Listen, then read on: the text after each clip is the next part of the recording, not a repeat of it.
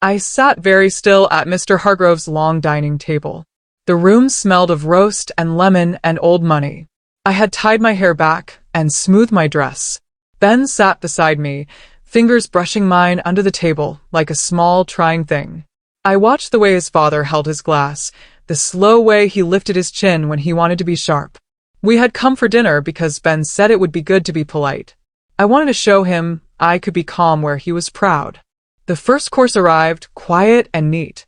Conversation swirled about board meetings and property and summer plans. I kept my answers small and calm. I had taught for 15 years. I loved my classroom. I loved students who forgot the shape of a math problem and then remembered. I loved small things like when a child finally read a hard word aloud. When the roast had been cleared and the dessert waited like a jewel under glass, Mr. Hargrove set his fork down with a slow, deliberate sound. He looked straight at me then like a judge calling the accused. "You're not in love with my son," he said loud enough for the room to wilt a bit. "You're in love with my bank account." Fork stopped. My breath did something small and tight in my chest. Ben's face went white under his tan. The room's air got thinner. I felt tears like tiny stones, hot and stupid. My mouth opened and I closed it again. I had never wanted his money. I had never wanted anything from his family except a warm place at their table and the right to be seen as a person, not an invitation to be judged. I learned my hands could sit very still when everything inside me wanted to shout. I excused myself to the foyer and left my plate where it lay. I felt the heat of people watching me go.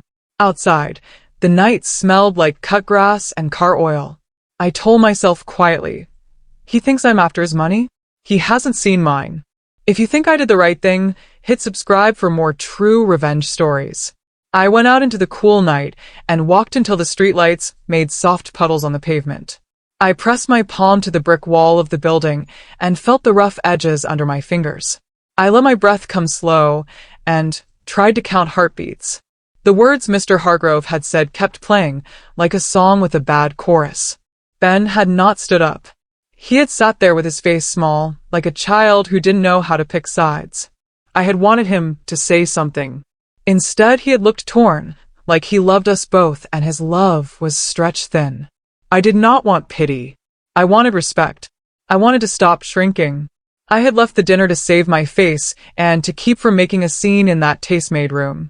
But as I walked, I felt a strange small fire in my chest. It wasn't hot like anger at first.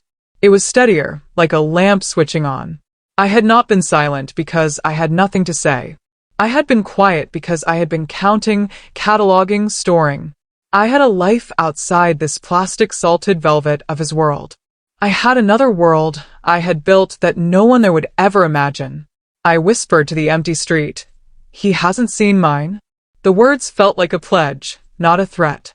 I promised I would not let this become my story, the quiet woman who smiled while she was being eaten alive by someone else's contempt.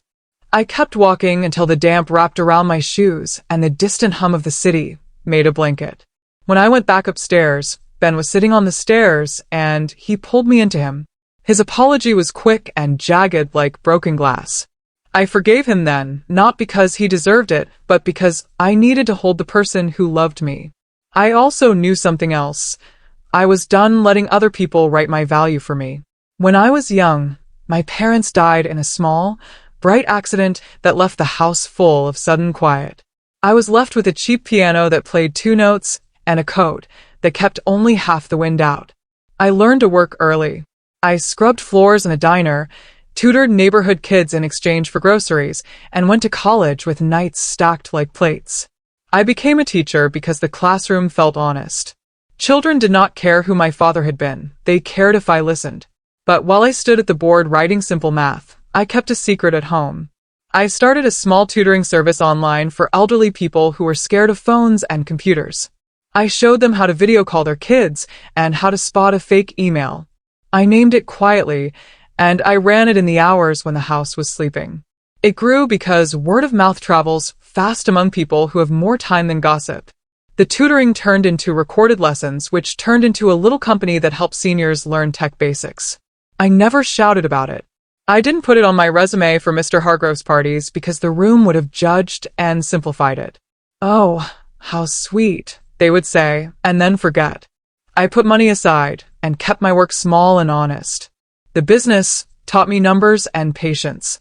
It taught me how one small, steady habit makes a mountain underneath your feet. By the time I met Ben, I had a quiet ledger and some savings that surprised even me. I liked the surprise.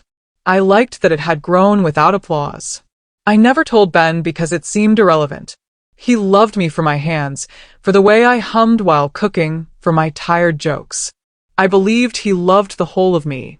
But when his father called me names at that dinner, something in me remembered all those nights of counting cents and being careful. I remembered being small and building slowly. I remembered the promise I had made to never let my life be at the mercy of someone else's temper. I felt the old steady lamp glow warmer. I had built more than a tutoring business in secret. I had been building a life that could stand on its own. The next week, Ben's father called him. I heard his voice muffled through the open door while I watered the plant on our windowsill. He sounded tight and sure the way people sound when they have a plan of fear. "She's manipulating you," Mr. Hargrove said. Ben's voice tried to push back. "She's not like that, Dad." I heard the conflicting sounds, pride and doubt fighting in my husband's voice. After the call, Ben sat on the couch and rubbed his forehead. I put my hand on his knee, and he leaned into that like it was a small harbor. He said quietly, "What if I'm blind?" His question was full of the kind of sorrow that makes you thin. I wanted to tell him everything, to show him my notebooks and my ledger, to prove I was real and not a lie in some rich man's story. But I also knew that sometimes proofs are not the right thing for a wound. A wound needs time and steadiness, not quick fixes. I had learned that in classrooms and late-night shifts. I had also learned how people sometimes use rumor like a net. It catches what they want and lets the rest fall. In the days after, Ben grew quieter at the edges. He checked his wallet more carefully. He would glance at my phone in a way that made me wish privacy were easier as a rule. I could have been angry.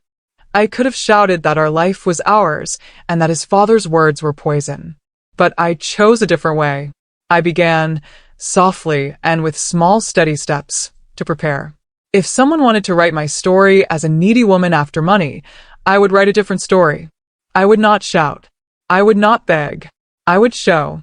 I would let the facts be loud. That choice felt like the only honest revenge. Truth laid out like clean plates on a table. I started by calling Eli my accountant, the one man who knew every number and who kept his voice kind even when he talked about audits. He agreed to meet in a small cafe that smelled like old bread and coffee. Eli believed in small accuracy. He had a way of unfolding numbers that made them look like maps. I met him the next day with my notebooks and my quiet pile of statements. His eyes moved over the pages like a reader who had found a treasure. "You've been careful," he said, smiling in that way he did when he liked to plan. I told him about the dinner and the words at the table. He didn't look surprised, only steady. "This is not about money," he said. "This is about pride."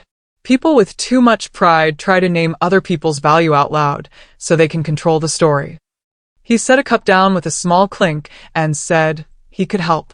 He talked about buying stocks quietly through different accounts and shell companies so that nothing would show up as Clara Dawson right away. He warned me about the small, mean things people did when they felt their control slipping. "They will try to shame you," he said. "They will make you look like the loud one. Let them." Quiet is the scariest thing to the arrogant. The plan we made was not evil or cruel. It was careful and like a chess game played with patience. We would buy shares in Hargrove Industries in small pieces through trusts and names that would not mention me. We would grow slowly until we had enough to sit at the table like a fact, not a rumor. Eli asked me why I wanted this. I told him simply, I wanted my voice back. I wanted to look at Ben's father and feel the calm of knowing my life could stand without being given permission. He nodded and wrote numbers with a slow hand. When I left the cafe, the street felt softer somehow. I had a plan that did not need shouting. I felt less like a small thing and more like someone who had learned to steer a slow ship. At home, the quiet felt heavy. The clock on the wall ticked like judgment. Ben was pacing, his tie loosened, eyes restless. He didn't mean to humiliate you, he said finally, as if softening the word would change it. I looked at him, at the man I loved who was still half boy before his father. He called me a gold digger in front of everyone, I said. That's not old-fashioned. That's cruel. He rubbed his temple, whispering, he's old. He doesn't filter things. I let silence stretch until it became uncomfortable. When someone disrespects me, I said quietly, and you stay silent, it feels like you agree. The air between us cracked a little. Ben reached for me, but I stepped back. Clara, please, he'll come around. I smiled the way teachers do when a student gives the wrong answer, but they still care for the effort. You think time fixes pride? No. Only truth does. I went to our small study and closed the door, needing the sound of distance. I looked around at the stacks of papers, the gentle order I built from my own 2 hands. I promised myself again I would not raise my voice. I would raise the facts instead. I opened my laptop and read through the market reports Eli had sent that morning. The numbers glowed steady, reassuring. I whispered to the empty room. He will see the truth in balance sheets. I wasn't angry anymore. I was preparing. That week I called Eli again. How's our investment arm doing? I asked. He laughed softly. Up 38% this quarter. You're sitting on more than most small funds. The number made me blink. My quiet work had grown into something large enough to make even the arrogant notice. I kept my voice level. Good. Keep it quiet. He promised discretion. After we hung up, I sat by the window watching kids on bikes flash by. They reminded me of my students, pure, loud, believing in tomorrow. I thought about how simple the world felt before money made people cruel. I didn't want revenge that hurt. I wanted justice that educated. I updated the files, labeled each folder carefully. Hargrove, Holdings, Future. The name made me smile. When Ben came home, he was tired but hopeful. Dad invited us to his anniversary party, he said. He wants to make peace. I studied his face. He wanted to believe the best in his father, because sons often do. Then we'll go, I said slowly. But not to play his game. He looked confused. I kissed his cheek. Some lessons require a classroom, I murmured. Inside, I already knew what that classroom would be. A ballroom, a microphone, and one man who thought he owned the story. Mr. Hargrove's 40-year anniversary celebration was set in a hotel ballroom dressed in gold and pride. The chandeliers shone like applause frozen midair. I wore a dark blue gown that made me feel like still water, quiet but deep. Ben held my hand. He looked nervous. Maybe he'll finally accept you, he said. Maybe, I answered, though I knew pride doesn't vanish with champagne. When we arrived, people turned, the way wealthy people do when deciding if you belong. Mr. Hargrove greeted us with a politician's smile. Clara, nice of you to come. Don't worry, open bars included. You can relax tonight. Laughter rippled among his friends. I smiled politely, the way you smile at a mosquito before you sweat it. Dinner went long. Speeches were endless. Then, near the end, he stood with a glass raised high. To my son and his lovely wife, he said, voice booming. She may think love pays the bills, but we all know who really keeps the lights on. The crowd chuckled. My pulse slowed instead of quickened. Ben's hand went rigid in mine. I leaned close and whispered, You'll want to remember this moment. I smiled up at his father, nodded once, and lifted my own glass. To lessons learned, I said softly. The night would end, but the story had just started. After the last toast, Mrs. Hargrove found me near the exit where the air smelled of roses and exhaustion. He wasn't always like this, she said gently. Pride's his illness. I met her eyes. They were kind but tired. Then maybe he needs a cure, I said. She squeezed my hand. Be careful, dear. He doesn't lose kindly. I nodded. At home that night, Ben apologized again, this time with more weight. He went too far, he admitted. I looked at him, seeing the boy who still wanted approval. He's your father. I won't make you choose, but I will make him see. He frowned. See what? The difference between worth and wealth. When he fell asleep, I opened my laptop again. Eli had sent new data about Hargrove Industries' falling stock price. The company was losing ground quietly while the old man bragged loudly. I felt a calm focus. Revenge didn't need fire. It needed math. I typed a message. Eli, let's talk tomorrow. I have an idea. The glow of the screen lit the room like a promise. Morning came bright and ordinary, as if the world didn't know it was about to change. I met Eli downtown. Over coffee, we studied the numbers. If we buy through multiple trusts, he said, no one will notice until you hold control. I nodded. Do it. He looked at me carefully. Are you sure? Completely. In my mind, I could still hear Mr. Hargrove's voice mocking me. That would be the last time. Over the next weeks, the plan moved quietly. Shares were bought under initials and holding names.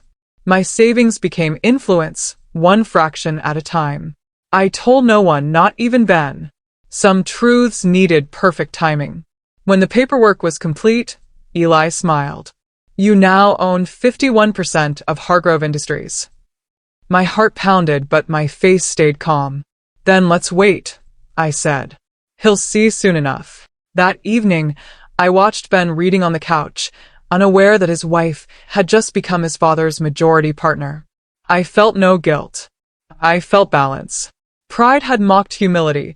Now humility would own pride. And for the first time in months, I slept deeply. The invitation came printed on heavy cream paper edged in gold.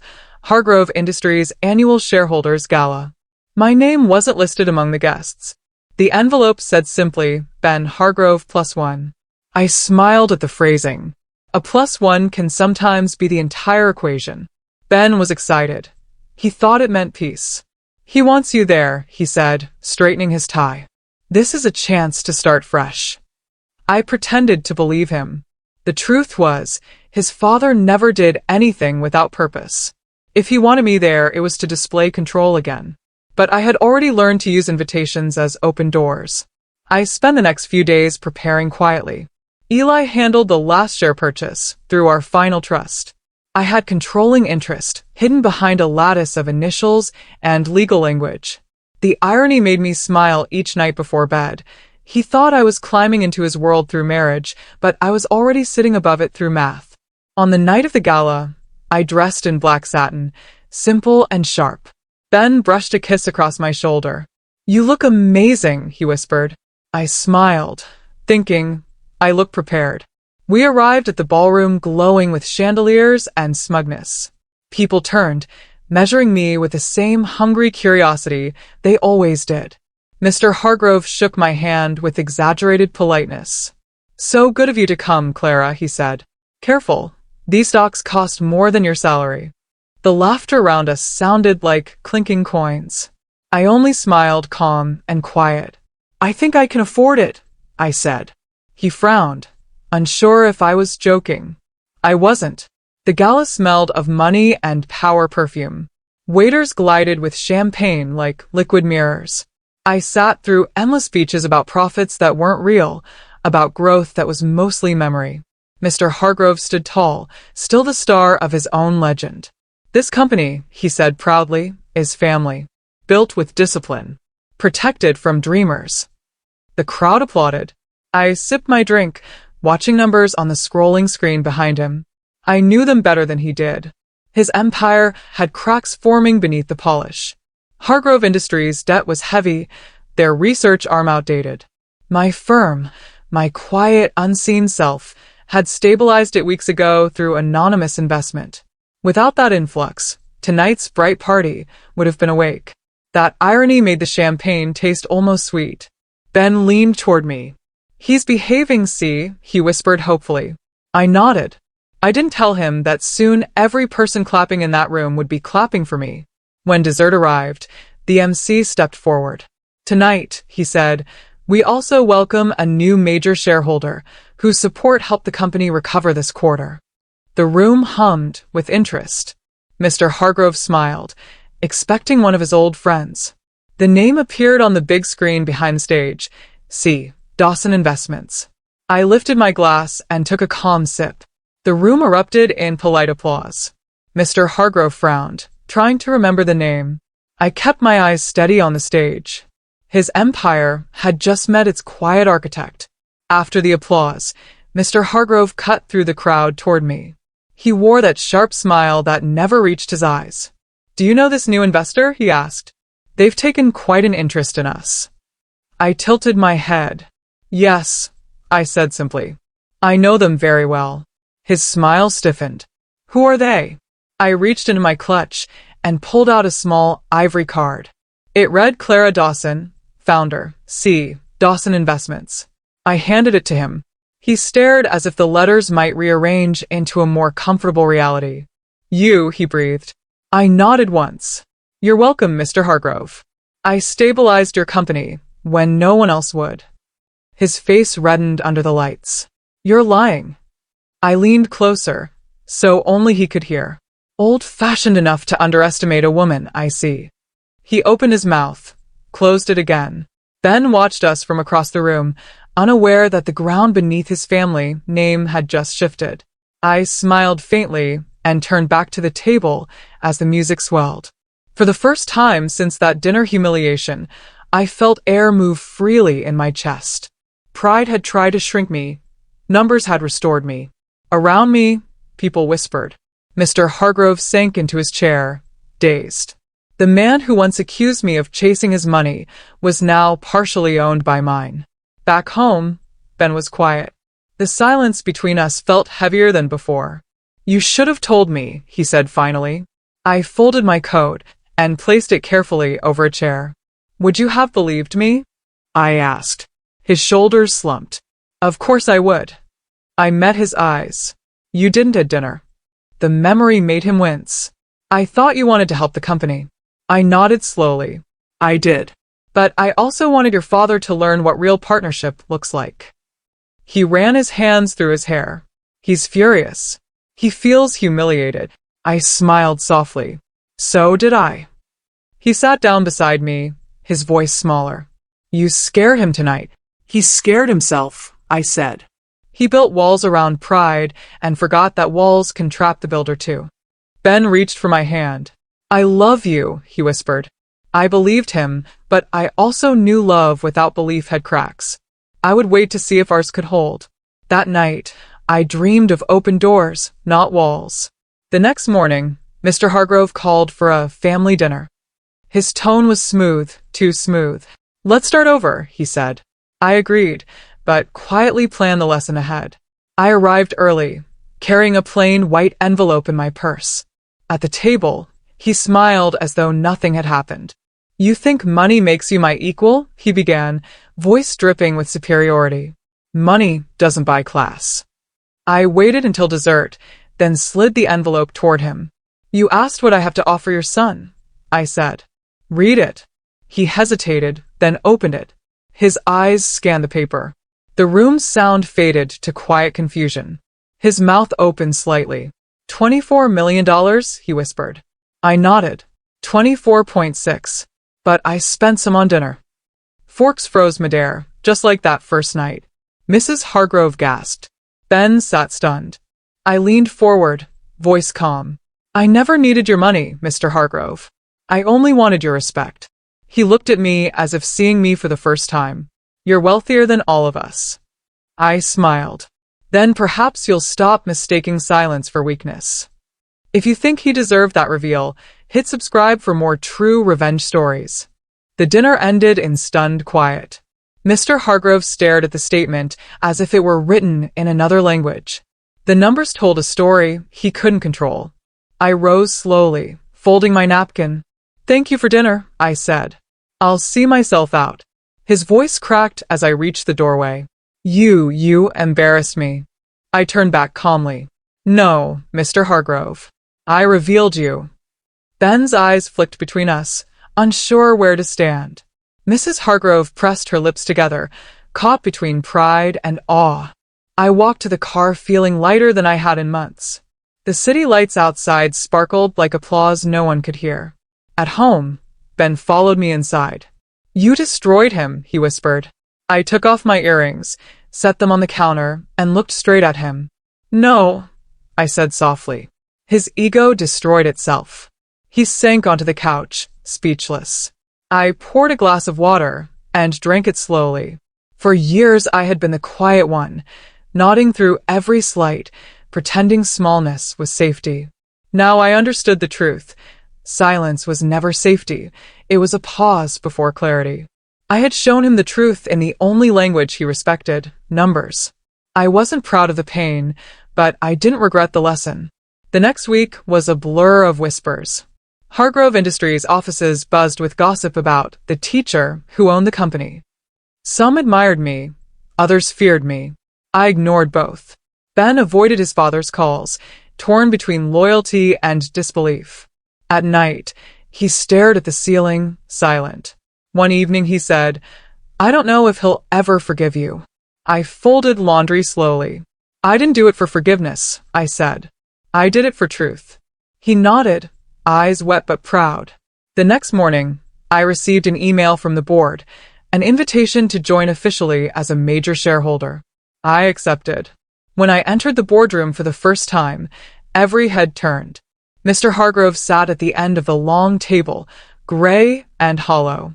The chair beside him was empty, mine. "Good morning," I said, sliding into my seat. The meeting began, and every decision he made, I countered with calm precision. He couldn't block me. My votes outweighed his. By the end, the man who once accused me of chasing wealth now worked beneath my signature. Life has its sense of poetry. Headlines bloomed overnight. Teacher turned investor becomes majority owner of Hargrove Industries. My inbox overflowed. Some praised me for brilliance. Others called me ruthless. I read them all with quiet amusement. The same people who had laughed at me now wanted interviews. I declined them all. Pride didn't need applause, it needed peace. Still, the attention hurt Ben. At work, colleagues whispered. At home, he felt the strain. "You turned my father into a headline," he said one night. I took his hand gently. He turned himself into one when he mocked what he didn't understand. I watched the struggle in his face. "I love you," he said again, and this time, the words felt heavier, truer. He was beginning to see what I'd really fought for, not dominance but dignity. We decided to take a few days apart so he could think and I could breathe. In the silence that followed, I realized how deeply I still loved him, but I also knew love without equality is worship, not partnership. When I slept, I dreamed not of revenge but of balance, of a world where quiet women didn't have to prove their worth in gold. A week later, Mrs. Hargrove called me in tears. "He's sick," she said. "The stress he won't see anyone else." I hesitated. Part of me wanted to close that door forever. But compassion is a muscle I had trained for years in classrooms. "I'll come," I said. The hospital smelled of antiseptic and regret. When I entered his room, Mr. Hargrove looked smaller, his pride deflated like an old balloon. He turned his head slowly. "Clara," he rasped, "I misjudged you." I stood at the foot of his bed. "You didn't misjudge me. You refused to see me." He tried to smile. "Then show me now." I sat beside him. We talked quietly for an hour, about the company, about Ben, about the difference between legacy and control. When I left, he gripped my hand. "Thank you for coming." I nodded. "Rest, Mr. Hargrove. There's still work left to do." Outside, I breathed the cool night air and felt something surprising, not triumph, but mercy. Sometimes forgiveness is the final form of revenge. When Mr. Hargrove returned home, he called a board meeting. This time his voice was calm. "Clara has saved this company," he admitted publicly. "I see that now." His pride cracked, and through that crack, respect finally shone. The board voted to restructure leadership. I refused the CEO title but accepted chair oversight for community projects. Later, in private, he said quietly, "I built an empire but forgot to build bridges." "You did both." I smiled faintly. Bridges hold better than walls. He laughed softly, the first real laugh I'd ever heard from him. Over the next months, we worked side by side, planning a scholarship fund for teachers who wanted to start small businesses. For the first time, we weren't enemies. We were builders. Ben saw the change and slowly came home to me, emotionally, not just physically. One evening, as the sun turned the office gold, Mr. Hargrove said, "You know, Clara, I called you a gold digger once." I smiled gently. Turns out, I was the gold. He nodded, and we both laughed until it felt like something healed inside the sound. I remember the day the press came like rain. I sat at my small kitchen table with a mug of coffee gone cold while reporters called one after another. "Miss Dawson, can you comment?" "Miss Dawson, how did you do it?" My hands shook a little when I signed a statement for the company. I had hoped the facts would speak louder than spectacle, but the world likes a story with sharp edges. Still, I kept my voice calm and slow when I answered. I said only what needed saying. The next week, donations started arriving at the school where I taught evenings for adult learners. Parents came with food and notes. Students wrote small letters, proud that the quiet woman who once graded math papers had done something big. That felt like the true applause. Ben stood by me in public now, fingers curled in mine when we walked through the lobby. He seemed steadier, like someone who had learned how to stand in a wind that used to blow him off balance. At the office, I read through a proposal to fix the company's community outreach. My eyes landed on a list of rural schools that needed laptops and training. I remembered the first elderly student who had learned to video call her daughter because of my lessons. I felt a tug. This was not revenge or ego. It was repair. That afternoon, I went to the gallery where Mrs. Hargrove often volunteered. We made plans together for a scholarship fund. We both knew money alone could not fix a life. It could buy breathing room to start again.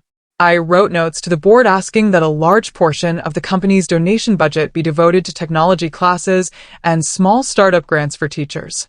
I wanted people like me, people who taught, who gave, some ways to build without shame.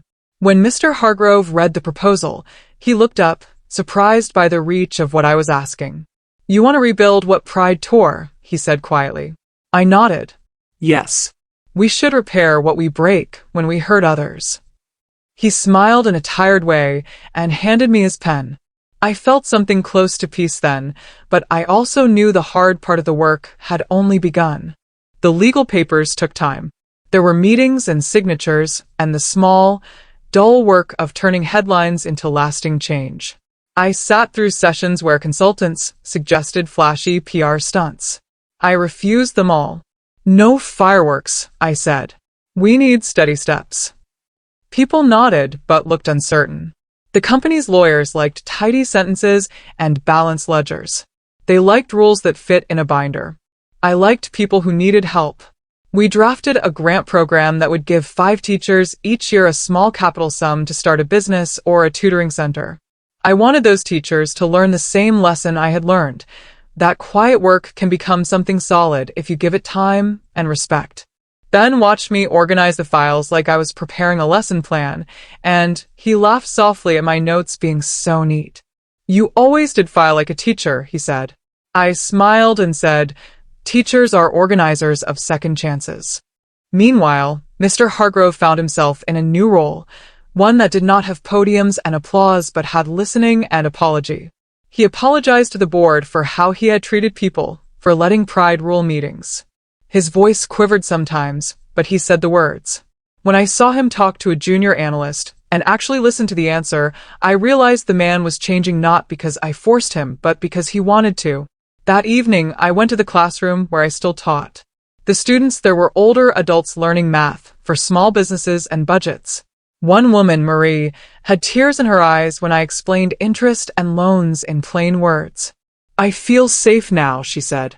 Her words lodged in me like a small stone of proof. It made all the quiet late nights worth it. I folded my lesson plans and felt the calm weight of purpose in my hands. Public anger did not disappear just because the truth was out. Some people still sent me angry notes and mean messages. They called me manipulative and cruel. One letter accused me of lying about being humble. Another op-ed accused me of playing a dangerous game with pride and money. I read them and then closed the folder. I had decided long ago that not everyone would understand me. The ones who mattered already did. Yet the hardest part was watching Ben struggle with friends who could not let go of old stories. A few of his colleagues avoided our family dinners. A cousin sent a cold card and never offered dinner. Ben hurt in small, quiet ways, and I tried to hold him steady. He would come home and slump into a chair, and the brief shadow would cross his face, like someone hearing a rumor about something they loved. I would make tea, and we'd sit in the soft light and talk until the worry thinned. Then small good things happened. A former student of mine opened a tutoring center with a grant we helped fund. She came to my office, hugged me, and said, "You gave me a chance." That day, I felt the whole world tilt back into place a little. Work at the company shifted too. I found myself in meetings where my voice mattered not because of the headlines, but because I had a plan that worked. We rewired certain budgets to fund education and microloans for teachers. I watched money move from being a weapon to being a tool. That was the moment I felt the weight of what I had built. It was not vengeance. It was something that had been missing in Mr. Hargrove's life. The courage to use power to lift instead of to belittle. One late afternoon, Ben and I walked by the river and watched the sun make small gold paths on the water. He took my hand and squeezed. "I'm sorry I doubted you," he said simply. The words were small, but they held the heavy shape of change. I told him I forgave him and that I was proud of him for coming back to me. He leaned his head on my shoulder like a child who finally found a harbor. "I learned something," he said. "I learned that love has to come with belief. I learned to see the whole way." The river moved on, and the small boats floated past like slow breaths. We talked about small things, plans for the weekend, a pie recipe his mother used to make, what color to paint the spare room. The smallness of those questions felt like health after a long fever. Later that evening, Mr. Hargrove called and asked if we could stop by. My heart tightened for a moment, but I agreed. When we arrived, he sat us down at the dining table and looked less like the man who once judged me and more like a tired elder who hoped for company. "I don't know how to say things without sounding foolish," he admitted. Ben laughed quietly, easing the moment. "Then say them as simply as you can." He did. He told us he was proud and ashamed and grateful. It wasn't a grand speech. It was small and real. I responded by thanking him for being brave enough to face what he had started. He took my hand in both of his and said, "If you ever need anything, ask." I nodded. I knew I would ask, not for charity, but for partnership. The final legal matters were tidy and dull in the best way. Contracts signed, signatures witnessed, a public statement that the company would fund an ongoing program to help teachers start micro-businesses. The DA closed his file on the fraud cases connected to Clyde's old cronies, and restitution plans started to move forward. It had been painful to watch how many lives had been affected by a single man's greed. We set up a town hall where elderly investors who had been misled could speak and receive help. I sat at the front and listened. Some of them held my hand. Some looked at me with a kind of forgiveness that stilled my breath. One man told the room that he had always trusted my name and that trust had cost him his savings. He wept softly as he spoke about losing his home. The room filled with small sounds, tissues, coughs, the soft shuffle of feet. I could not fix everything. I never had illusions like that. But we put money into a fund that would pay for legal aid and urgent needs while victims found their footing. Ben stood behind me in the crowd and squeezed my shoulder. I felt his steady presence. After the meeting, a woman came up and hugged me tight. "You taught my daughter bookkeeping," she said. "Now our family can sleep." That night, I sat with Ben on the porch and watched the stars. I thought of all the small nights when I counted money and taught seniors to email and fix mistakes. I thought about how a quiet life can be powerful when it is tended like a garden. I felt the weight of the work and the lightness of the purpose balanced in my palms.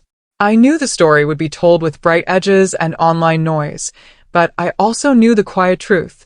I had not wanted money for its own sake. I had wanted the power to never again be spoken to like I didn't matter. The sky over us was wide and steady, and I felt a kind of soft victory settle into my chest.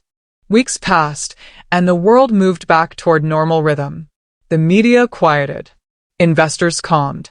Mr. Hargrove returned to work with less swagger, more listening. He'd ask for my thoughts during board meetings and genuinely wait for my answer.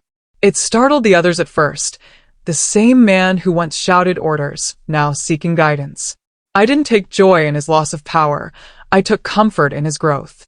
We worked together to reshape Hargrove Industries into something that reflected purpose, not pride. He even approved the first round of teacher grants without argument.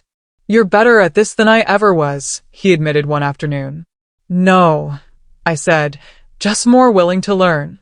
He chuckled softly. "That's the same thing." When the company magazine printed my story, from classroom to boardroom, the teacher who changed a legacy, I almost didn't recognize myself in the glossy pictures.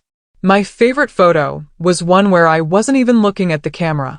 I was leaning over a chart, laughing. It looked natural, honest. The company finally had a direction that wasn't dictated by fear. Ben started joining meetings too, not as a shield between his father and me, but as a bridge. We functioned like family again, one rebuilt, not borrowed. Some evenings, the three of us would sit on the terrace after work, sharing quiet conversation about everything except money. I realized then, revenge had turned into respect. And respect, when earned, changes everything. By spring, the company's outreach foundation had become national news. Interviews came from major networks, but I accepted only one. It was for a program about women who'd built wealth quietly. The host asked, "Why didn't you reveal your success sooner?" I smiled, because I wanted to see who respected me without knowing the numbers. The clip went viral overnight. Students from my old classroom sent messages. "You taught us more than math, Ms. Dawson." I saved every one. Meanwhile, Mr. Hargrove's name appeared again in headlines, this time with warmth. Former CEO supports daughter-in-law's educational fund. He refused interviews but told me privately, "They'll never write me as kindly as they write you." I answered, "Then let's keep giving them something kind to write about." He laughed, a small sound like relief. At home, Ben looked at me over dinner. "You changed him," he said. I shook my head. He changed himself when he finally listened. We renewed our vows that weekend, just the two of us in a small chapel near the coast. The ocean outside was quiet, calm, endless. When I slipped my ring back on, it caught the light differently, almost brighter. I whispered to Ben, "Respect first." He nodded and repeated the words. It wasn't ceremony that made it sacred. It was the truth we had both earned through pain. Months later, Mr. Hargrove called a full press conference. No one expected what he said. Standing before the microphones, voice steady but humble, he announced his retirement. "This company belongs to new minds," he said.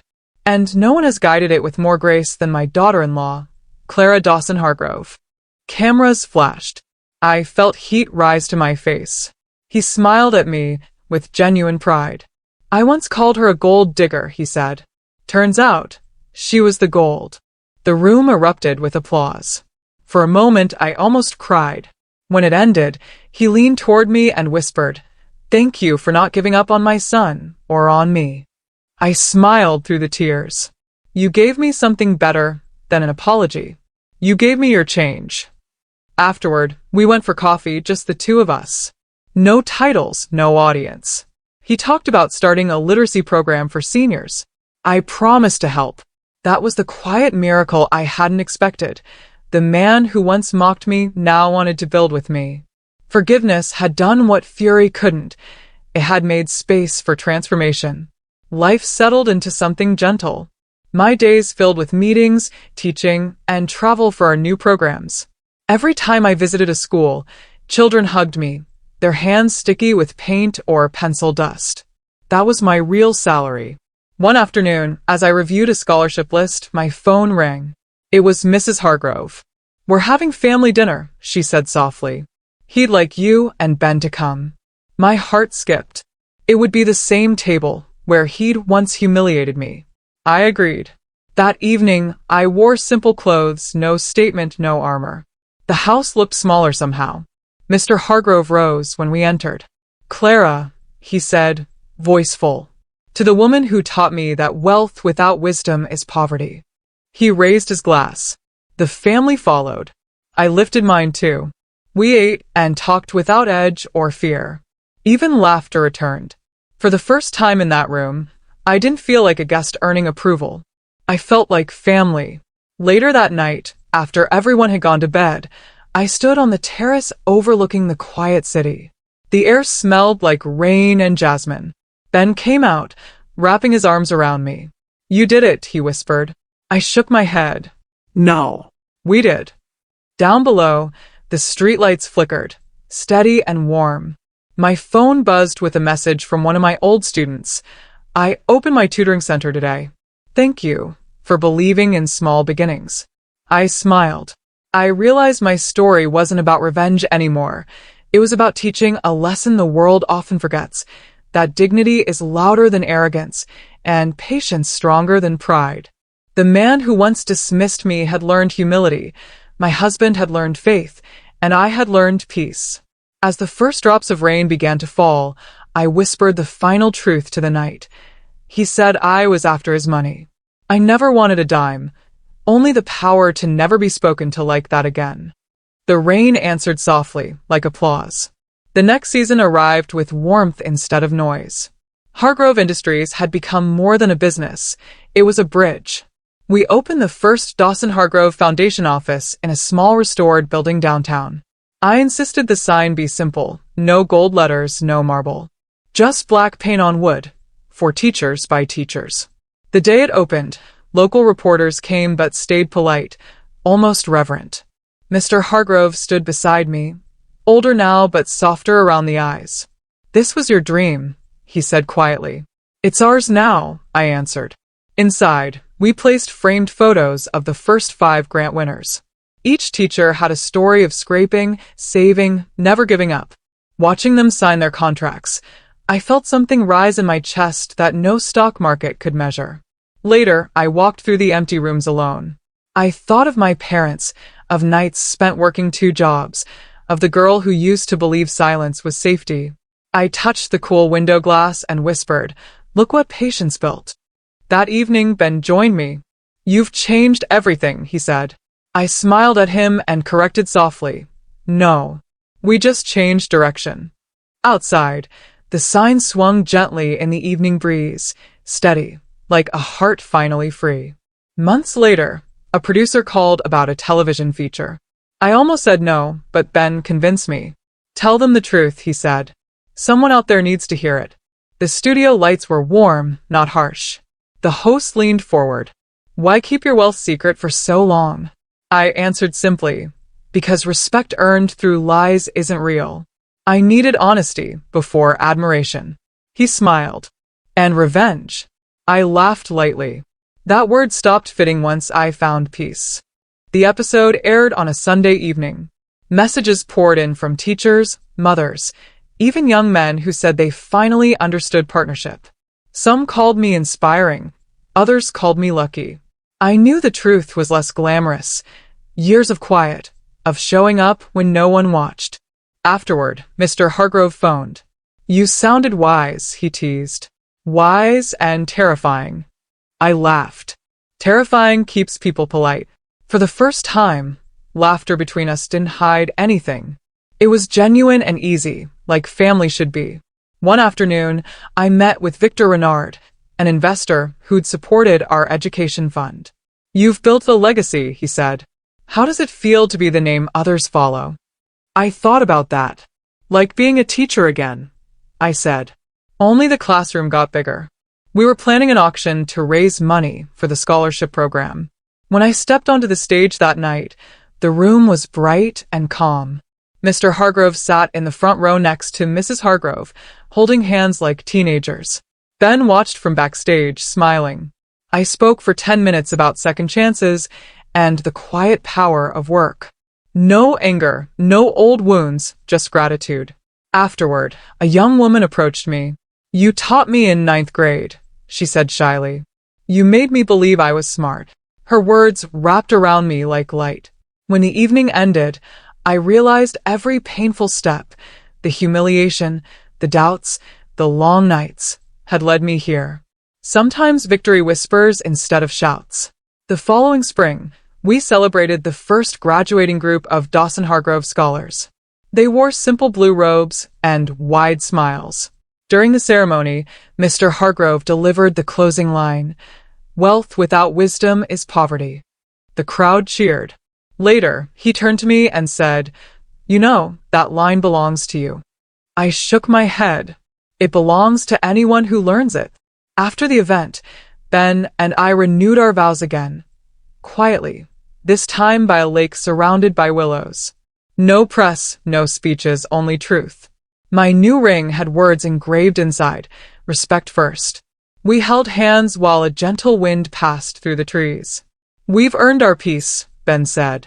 I nodded. Peace and purpose. That's all I ever wanted. We threw small stones into the lake and watched the ripples merge. It struck me that revenge fades, but respect echoes outward forever. Autumn came golden.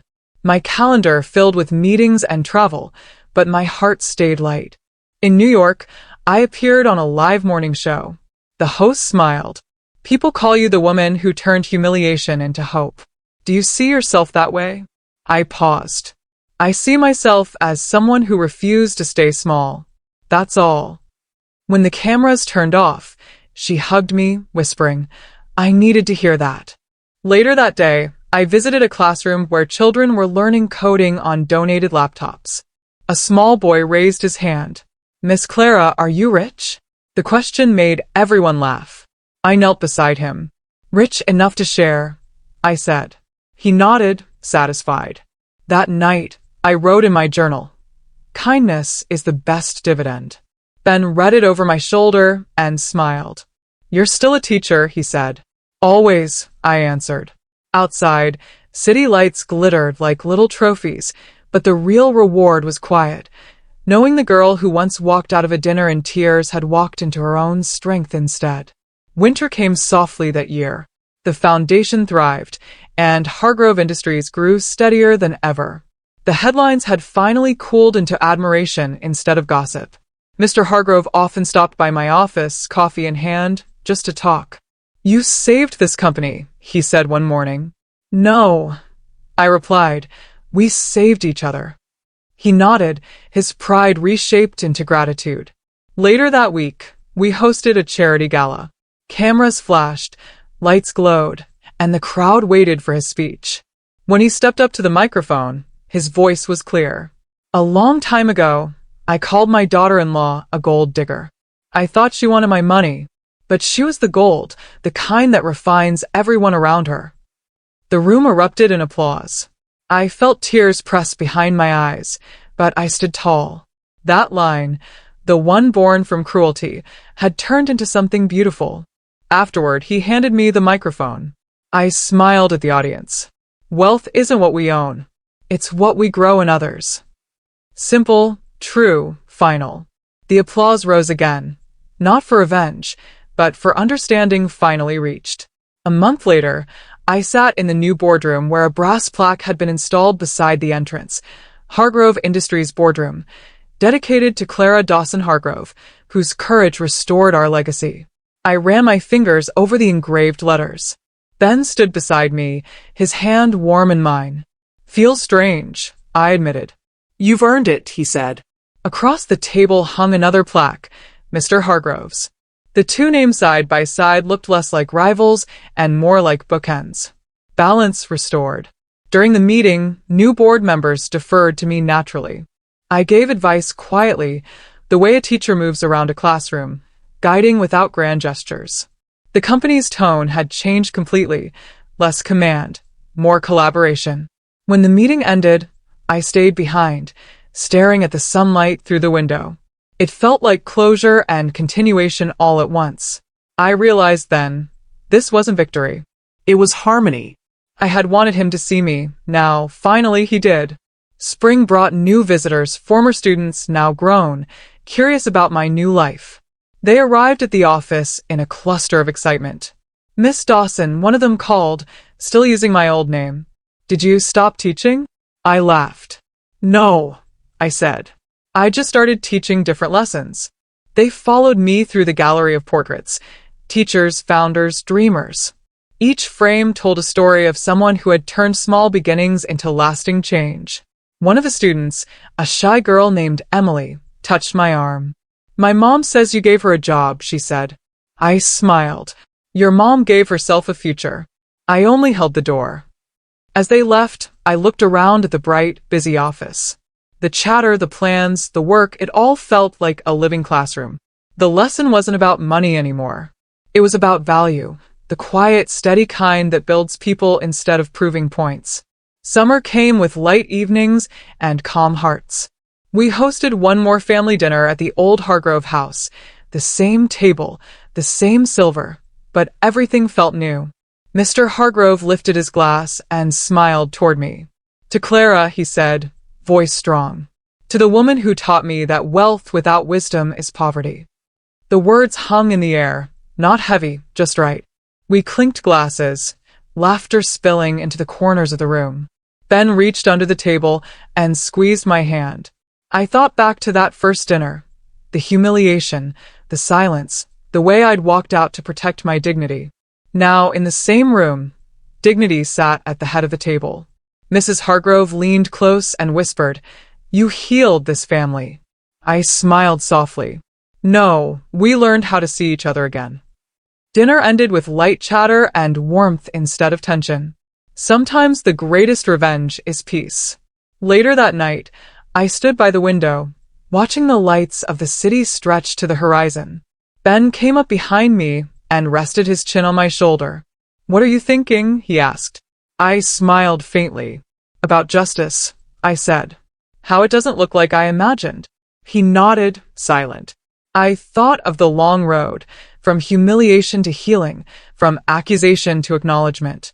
Every cruel word had been turned into something useful. My life was proof that grace can carry weight heavier than anger ever could. I whispered the words softly, almost to myself. He said I was after his money. I never wanted a dime, only the power to never be spoken to like that again. The city lights shimmered like applause across the dark. Somewhere below, I could hear laughter drifting from the reopened windows of the world I'd rebuilt. Revenge had ended long ago.